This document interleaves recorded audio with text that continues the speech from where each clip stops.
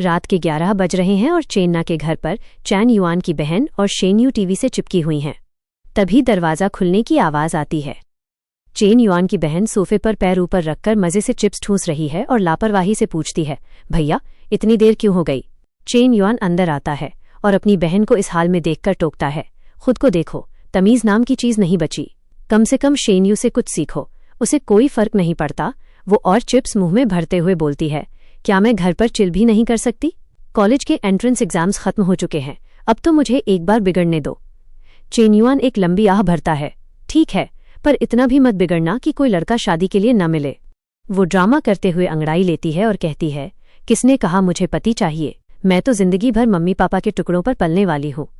Chain yuan अपना सिर पीट लेता है, तुमसे बहस करना बेकार है, मैं चला। उसकी बहन उसका हाथ पकड़ लेती है, अरे रुको न भैया, क्या मैं आपकी ट्रिप पर चल सकती हूँ? चेन युआन उसे समझाता है, तुम्हारा कॉलेज शुरू होने वाला है, मम्मी पापा के साथ टाइम स्पेंड करो, हर वक्त यहाँ मत भागा करो। तभी अंदर से चेन ना की आवाज़ आती है, चेन युआन तुम्हारा नहाने का पानी तैयार है। चेन युआन तुरंत वहां से खिसकता है, पर उसकी बहन मासूम चेहरा बनाकर चिपक जाती है, प्लीज़ मुझे ले चलो, तुम्हें अंदाज़ा नहीं है कि तुम्हारी छोटी बहन घर पर कितनी बोर होती है। मैं अपना खर्चा खुद उठाऊंगी, बल्कि एक्स्ट्रा भी दूंगी। चेन युआन को शक होता है, एक्स्ट्रा? तुम्हारे पास पैसे कहाँ से आए? वो मुस्कुराकर कहती है, भाभी ने जो जेब खर्च दिया था। वो फिर से सिर पकड़ लेता है, उनका दिया पैसा मतलब मेरा ही पैसा? बहुत आई एक्स्ट्रा देने वाली, अगली बार चलेंगे, अभी कार में सिर्फ 4 लोग आ सकते हैं और प्लेन होटल सब बुक हो चुका है। वो हाथ झाड़कर बोलती है, ठीक है, जो भी हो, बाय। बाथरूम में पर्दे के पीछे से चेन न पूछती है, पानी काफी गर्म है ना? चेन युआन राहत महसूस करते हुए एक गहरी सांस लेता है और कहता है, एकदम परफेक्ट। चेन्ना उसके कंधों की मालिश करने लगती है और कहती है, हमारे पास 2 कारें हैं, तुम्हारी बहन को ले जाने में कोई दिक्कत नहीं होती। चेन युआन जवाब देता है, मुझे पता है, पर मैं चाहता हूँ वो मम्मी पापा के साथ रहे। चेन्ना सिर हिलाती है, ठीक है, संडे दोपहर की प्लेन टिकट्स बुक हैं। अगले दिन बटलर वैन हमारे लिए शहर में एक कार पहुंचा देंगे और एक हमें एयरपोर्ट छोड़ देगी। चेन युआन कहता है, बढ़िया है, कल डिनर पर मेरा इंतजार मत करना, कंपनी की टीम बिल्डिंग है। अगले दिन टीम बिल्डिंग के रास्ते में मांगलू चेन युआन के बगल में बैठी है और पूरी तरह मुस्कुरा रही है। प्रेसिडेंट चेन युआन, बस पहुंचने वाले हैं, क्या आप थोड़ी देर सोना चाहेंगे? चेन युआन खिड़की से बाहर पहाड़ों को देखते हुए रूखेपन से बोलता है, नहीं, कल रात अच्छी नींद ली थी। मांगलू उसे पानी, स्नैक्स और फल ऑफर करती है, पर वो डेडपैन होकर मना कर देता है। अब बस में जो बाकी एम्प्लॉयज थे वो आपस में कानाफूसी करने लगे। बोले, भाई बॉस के तो मजे हैं, ये कैंपिंग ट्रिप तो बस बहाना है, असली मकसद तो इस हॉटी के साथ चक्कर चलाना है। मैंगलू ये सब सुनकर बस मुस्कुरा रही थी, पर चेन युआन थोड़ा चिढ़ गया। वो बोला, 1 सेकंड के लिए चुप होगी? कुछ चाहिए होगा तो मैं खुद मांग लूंगा। मांगलू उसके करीब झुकी और कान में फुसफुसा के बोली, डैडी गुस्सा मत हो, क्या मुझे छूने का मन कर रहा है? चेन युआन झटके से पीछे हटा, पागल है क्या? सबके सामने नहीं। मंगलू ने मुंह बनाया, अरे उस दिन कैफे में भी तो सब सामने ही था और तुम काफी लाउड थे।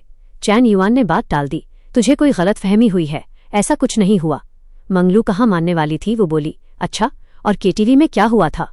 कौन से हैंड से मुझे टटोला था, याद है? चेन युआन ने जोर से अपना गला साफ किया, ये क्या बोल रही है?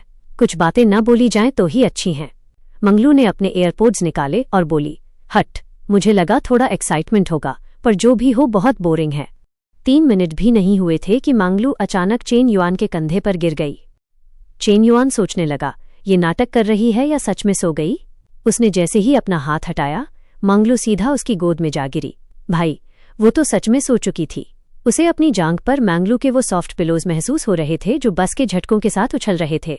चेन युआन की हालत खराब, वो सोच रहा था, अबे यार, मुझे तो इन सफेद खरगोशों की धड़कन सुनाई दे रही है, कैसे रुकूं? आखिर उससे रहा नहीं गया, उसने नीचे हाथ बढ़ाया और मंगलू की जिपर खोल दी, जिससे उसका नजारा दिखने लगा। तभी बस रुकी और सब जोश में चिल्लाए, लो भाई, पहुंच गए। सब बाहर निकलने लगे और शरीर ढीला करने लगे। मंगलू की आंख खुली और उसने फटाफट अपनी जिप बंद की और चेन युआन को घूरते हुए बोली, परवर्ट, आपको सिर्फ खोलना आता है, बंद करना नहीं। जैसे ही वो बस से उतरे, चेन युआन को उसके पुराने दोस्त कांगयुन और चांगशियान मिल गए। वो चिल्लाए, चेन युआन। चांगशियान हंसा, मुझे पता था तू नहीं रुक पाएगा, आखिर आ ही गया। चेन युआन उलझन में उनके पास आया, अबे किस बात के लिए? वो हंसने लगे, हम सालों से दोस्त हैं, हमसे क्या छुपाना? तू यहाँ लुओ बिंग को देखने आया है ना, जा हाय बोल दे। चेन युआन के सिर के ऊपर सवाल घूमने लगे कि आखिर लियू होंग ने क्या रायता फैलाया है। कॉन्ग यून ने बताया कि उस दिन जब तू नशे में जल्दी निकल गया था तो लिू होंग ने सबको बता दिया कि तू अभी भी लुओ बिंग को नहीं भूला है और तेरा ब्रेकअप भी उसी के चक्कर में हुआ है।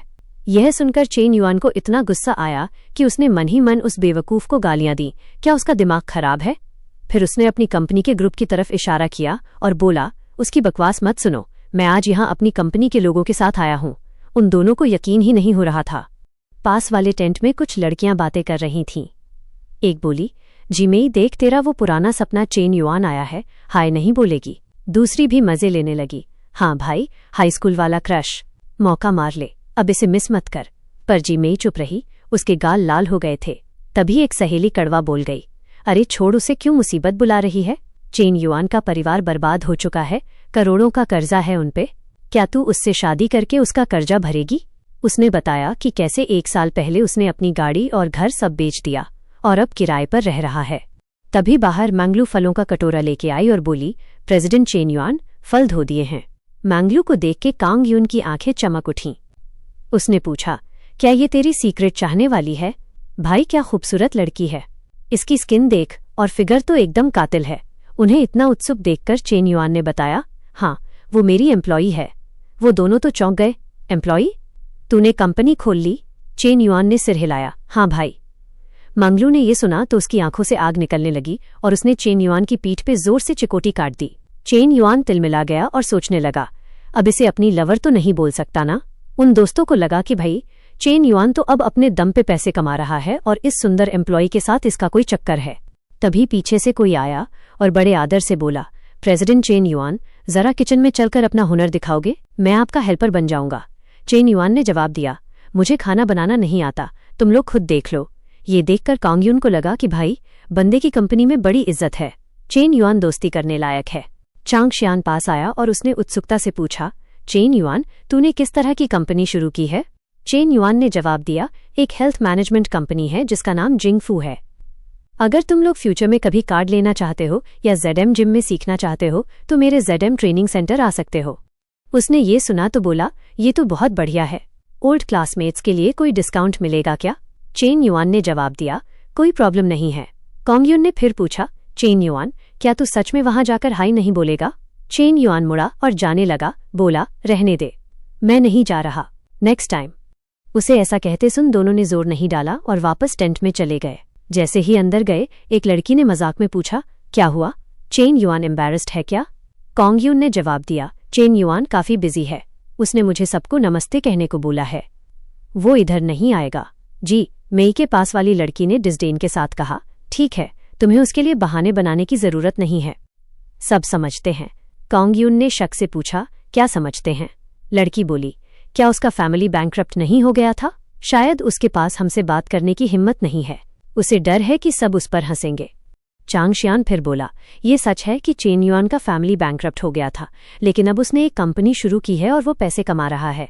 वो आज यहाँ जिंगफू के एम्प्लॉयीज को टीम बिल्डिंग के लिए लाया है। वो लड़की तुरंत अपना फोन निकालकर शॉक्ड रह गई और बोली, क्या जिंगफू? मुझे चेक करने दो। तुरंत जिंगफू ग्रुप की जानकारी सामने आ गई। उसने झटके में पढ़ा, Jingcheng Jingfu health management company limited, legal representative Chen Yuan, registered capital 10 million, related enterprises 4।